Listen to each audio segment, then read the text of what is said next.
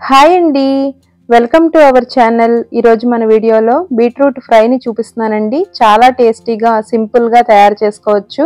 ఈ విధంగా చేశారంటే బీట్రూట్ని పీల్ చేయక్కర్లేకుండానే చాలా ఈజీగా రెడీ చేసుకోవచ్చు. ముందుగా బీట్రూట్ ఫ్రైని ఏ విధంగా తయారు చేయాలో చూపిస్తాను.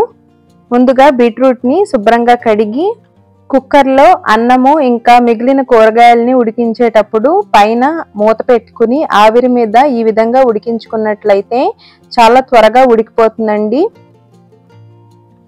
ఇప్పుడు ఈ విధంగా ఉడికించుకున్న తర్వాత కొద్దిగా చల్లారిన తర్వాత పైన ఉండే పొట్టు చాలా ఈజీగా వచ్చేస్తుందండి. చూస్తున్నారు కదా, వీడియోలో చూపించిన విధంగా మీరు రెడీ చేసుకోగలిగితే పైన ఉండే పొట్టుని మీరు పీల్ చేయక్కర్లేకుండానే చాలా సులభంగా ఈ విధంగా తయారు చేసుకోవచ్చు. అంతేకాకుండా బీట్రూట్లు వడిలిన తర్వాత మనకి పీల్ చేయడం కష్టమవుతుంది కదండి. అలాంటప్పుడు ఈ టిప్ని ఫాలో అవ్వండి, చాలా సులభంగా తయారు చేసుకోవచ్చు. మనకి ఎక్కువ శ్రమ అనిపించదు. ఇలాగా అన్నిటిని పీల్ తీసేసుకున్న తర్వాత చిన్న చిన్న ముక్కలుగా కట్ చేసుకోవాలి. మన ఛానల్లో బీట్రూట్కి సంబంధించిన మరిన్ని రెసిపీస్ ఉన్నాయి, ఎండ్ స్క్రీన్లో ఇస్తాను, తప్పనిసరిగా చూడండి. ఈ విధంగా స్టీమ్ చేసుకున్నట్లయితే పోషకాలు ఏమీ పోవండి, మనం వాటర్ తోటి ఏమీ ఉడికించలేదు. ఇలా బీట్రూట్ అన్నింటినీ మనకి నచ్చిన సైజులో ముక్కలుగా కట్ చేసుకోవాలి. అన్నింటినీ ఈ విధంగా కట్ చేసుకున్న తర్వాత బీట్రూట్ ఫ్రైని చూద్దాము. స్టవ్ ఆన్ చేసుకుని ఫ్రైకి తగినంత ఆయిల్ వేసుకుని ఆయిల్ వేడైన తర్వాత 2 స్పూన్ల వరకు పోపు దినుసులు వేసుకోవాలి. శనగపప్పు, మినప్పప్పు, ఆవాలు, జీలకర్ర వేసుకుని ఈ పోపు అంతటిని దోరగా ఫ్రై చేసుకోవాలి. ఇలా పోపు అంతా వేగిన తర్వాత ఇందులోకి కట్ చేసి పెట్టుకున్న బీట్రూట్ ముక్కల్ని వేసుకోవాలి. బీట్రూట్ని ఆల్రెడీ ఆవిరి మీద మగ్గించేసాం కాబట్టి మరీ ఎక్కువసేపు ఉడికించిన అవసరం లేదు. ఇప్పుడు బాగా కలిసేలాగా కలుపుకున్న తర్వాత రుచికి తగినంత సాల్ట్ వేసుకోవాలి.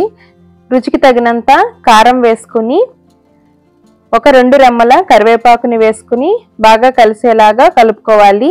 ఈ ఆయిల్లో కారము, సాల్ట్, కరివేపాకు ఈ ముక్కలకి బాగా పట్టేలాగా కలుపుకోవాలి.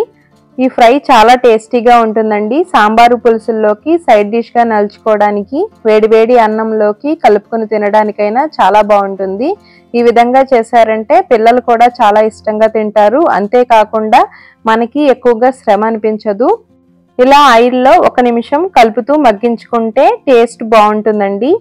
ఇప్పుడు ఇందులోకి ఒక 2 స్పూన్ల వరకు పచ్చి కొబ్బరి పొడి కానీ లేదంటే ఎండు కొబ్బరి పొడి కానీ వేసుకోవచ్చు. నేను ఇక్కడ ఎండు కొబ్బరి పొడి వేస్తున్నానండి. ఎండు కొబ్బరి పొడి వేసిన తర్వాత మంటని లో ఫ్లేమ్లో పెట్టుకుని బాగా కలిసేలాగా కలుపుకోవాలి. అంతే, ఎంతో సులభంగా బీట్రూట్ ఫ్రై రెడీ అయింది. చూసారు కదా, ఎంతో సులభంగా బీట్రూట్ ఫ్రైని ఏ విధంగా తయారు చేసామో. మీరు కూడా ట్రై చేసి ఎలా వచ్చిందో కామెంట్ చేయండి. మన ఛానల్లో ఉండే మరిన్ని రెసిపీలను ఒకసారి చూసి వీడియో మీకు నచ్చినట్లు అనిపిస్తే లైక్ చేసి మీ ఫ్రెండ్స్ అండ్ ఫ్యామిలీ మెంబర్స్కి మన ఛానల్లో ఉండే వీడియోస్ని షేర్ చేయండి. మరిన్ని వీడియోలని చూడాలనుకుంటే ఛానల్ని సబ్స్క్రైబ్ చేసుకోవడం మర్చిపోకండి. మరొక రెసిపీతో మళ్ళీ కలుద్దాం. Thanks for watching. బాయ్.